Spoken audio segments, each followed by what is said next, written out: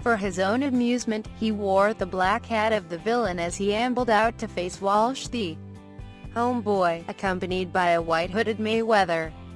Walsh, something of a switch hitter, chose to start the fight in southpaw mode against the right-leading champion. But when he was caught flush to the face by the first big left hook of the night, he quickly reverted to orthodox.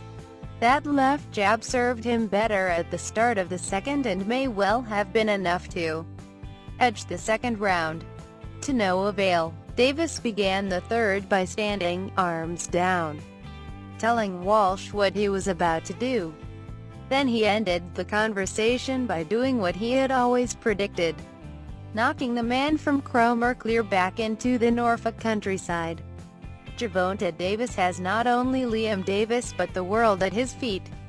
A few of Walsh's fans expressed agreement with their man by showering the ringside with beer. But promoter Frank Warren said, sagely, better safe than sorry. Walsh protested it was called off too soon, saying, that was a bad stoppage. He's very fast, but while I'm not saying the result would have been different, at least give me a chance." Then he added, "In England we have this thing in stopping fights too soon. If that's true, then it was lucky for him this night."